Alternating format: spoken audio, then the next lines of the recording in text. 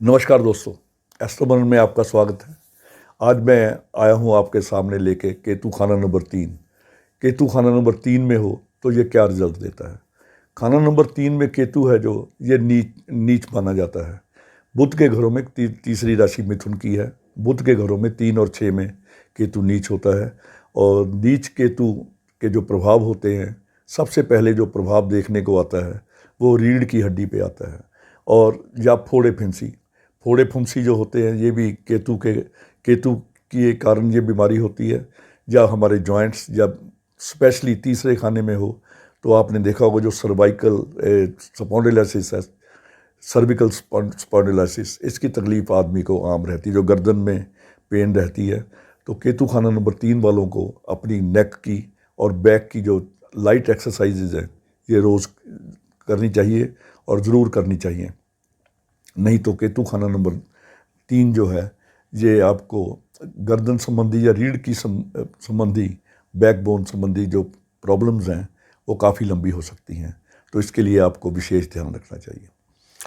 केतु खाना नंबर 3 में क्योंकि ये बुध के घर में होता है, नीच भी हो जाता है। और यहाँ पे मंगल है, मंगल भी यहाँ का कारक है, तीसरे घर का। और बुध और मंगल से, दोनों से ये दुश्मनी करता है।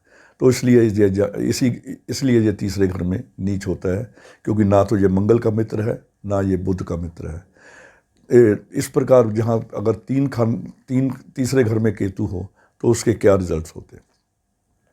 तीसरा घर भाई बहनों का भी होता है। इसमें जो भाई बहन कोई हालत होती है तीसरे घर में केतु होने से, वो विशेष अच्छी नहीं होती। उनका जीवन रंग बिरंगे का मतलब उतार चढ़ाव का जीवन होता है भाई बहनों का। मगर संतान के लिए ये खाना नंबर 3 में केतु संतान के लिए बहुत अच्छा लिखा गया है। संतान की आयु और संतान का जो सुख है, ऐसे व्यक्ति को पूरा मिलता है। खाना नंबर 3 में केतु हो तो ऐसे व्यक्ति जो इनके साथ नेकी करता है उसे हमेशा याद करते हैं। या जहाँ नौकरी करते हैं, मालिक थोड़ी सी भी इसके लिए कोई अच्छा काम करे तो मालिक के लिए जान भी दे देते हैं। या यार दोस्तों के लिए ये अपनी जान देने को तैयार रहते हैं। और वहाँ पे लिखा, बिन बुलाया मेहरबान मेहमान।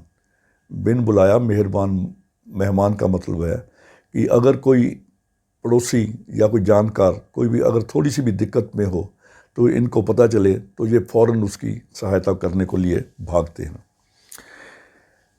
24वें वर्ष ऐसे व्यक्ति की अगर औलाद हो जाती है, अगर 24वें वर्ष से पहले या 24वें वर्ष अगर नर संतान पैदा हो जाए ऐसे व्यक्ति के, आजकल थोड़ा सा मुश्किल है क्योंकि शादियां बहुत लेट होती हैं। ये जब किताब लिखी गई है तब छोटी उम्र में शादी होती थी। अब भी अपना जो भारत है ये गांव में ज़्यादा बसता है, तो गांव में अब भी छोटी एज में शादी हो जाती है। तो अगर छोटी एज में शादी हो और 24 से पहले या 24वें साल अगर नर संतान पैदा हो जाए तो व्यक्ति के लिए, उसकी अपनी आयु और उसके सुख के लिए, उसके धन दौलत के लिए ऐसी औलाद होना बहुत बढ़िया लिखा गया है। विशेषकर केतु खाना नंबर 3 में अगर कोई सफ़ेद बालों वाला बुज़ुर्ग उसके घर में रहता हो, या घर में कोई ऐसा व्यक्ति जो ऐसा बूढ़ा आदमी या ऐसा बुज़ुर्ग जिसके बाल सफ़ेद हो चुके हों, तो खाना नंबर केतु के जो दुष्प्रभाव है नीचता के, उनको ये दूर कर देता है।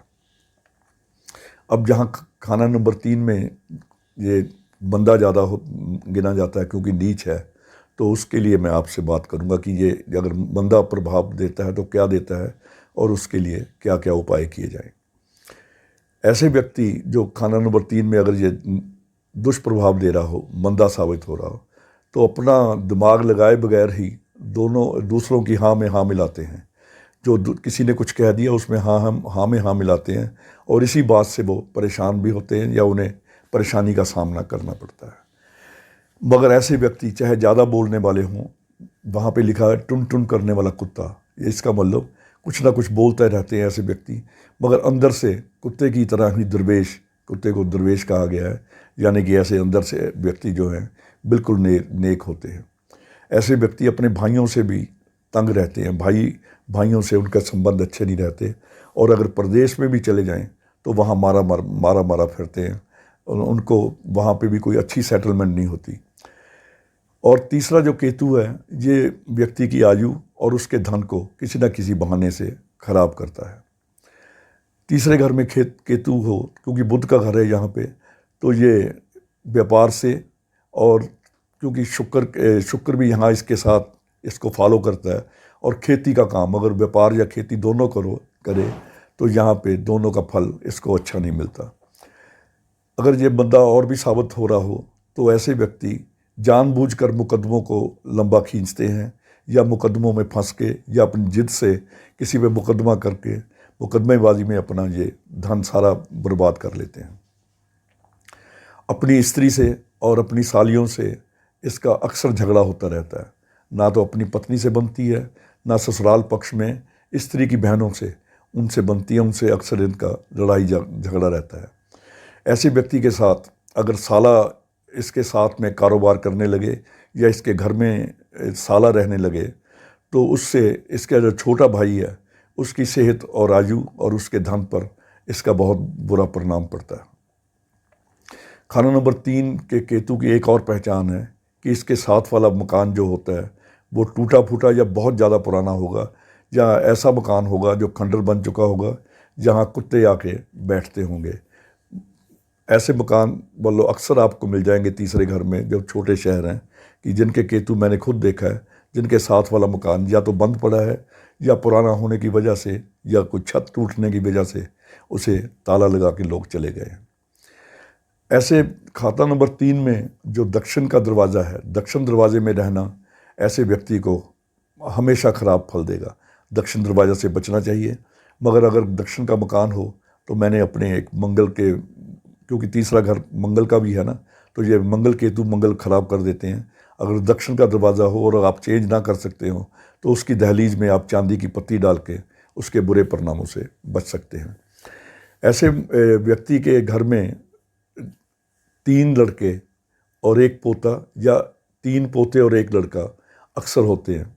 अगर जॉइंट फैमिली में हो ऐसा व्यक्ति तो वहाँ पे तीन लड़के का मतलब 1 लड़का, भतीजे 2 मिला के 3 लड़के और 1 पोता, किसी भाई का बच्चा भी हो सकता है, पोता हो सकता है, अपना भी हो सकता है, वो होंगे। और उसके जो बैठक है, ड्राइंग रूम है, उसमें 3 खिड़कियाँ और 3 दरवाजे होंगे। जो ड्राइंग रूम में अंदर घुसते ही जो कमरा होगा या सामने का कमरा होगा, वहाँ पे 3 दरवाजे और 3 खिड़कियाँ आम होती हैं। अगर ऐसी हो तो एक खिड़की या एक दरवाज़ा बंद करवा देना चाहिए। 3 दरवाजे या 3 खिड़कियाँ वहाँ पे नहीं रखनी चाहिए। ऐसे व्यक्ति को अगर ये मंदा फल दे तो संतान से हमेशा दुखी रहता है।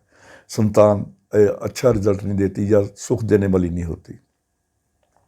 अगर चंद्र या मंगल में कोई भी खाना नंबर 8 में हो या दोनों खाना नंबर 8 में हो तो, और दक्षिण का दरवाज़ा हो, ये दोनों चीज़ें साथ में होनी चाहिए।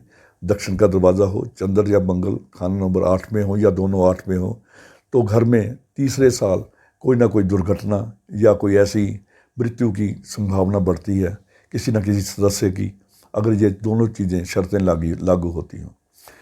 अगर केतु खाना नंबर 3 में, चंद्र या मंगल खाना नंबर 3-4 में हो या दोनों, या अकेला खाना नंबर 3 या 4 में हो, तो व्यक्ति की सारी जो उम्र है वो निर्धनता में बीत जाती है।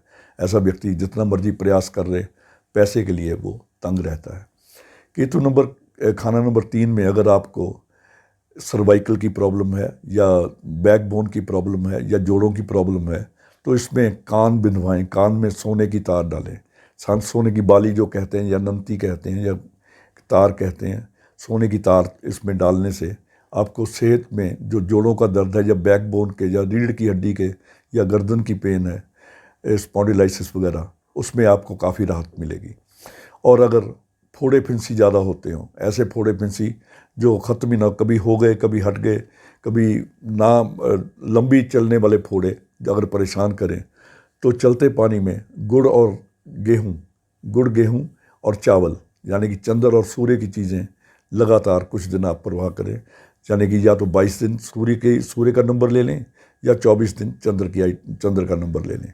22 दिन या 24 दिन गेहूँ, चावल और गुड़ अगर जल प्रवाह करते हैं तो आपको बार बार होने वाली जो स्किन प्रॉब्लम है, इससे आपको काफ़ी राहत मिलेगी। इस प्रकार के केतु खाना नंबर 3 में आज आपसे मैंने बात की कि इसके कैसे अच्छे और बुरे प्रभाव होते हैं और उनके क्या उपाय होते हैं।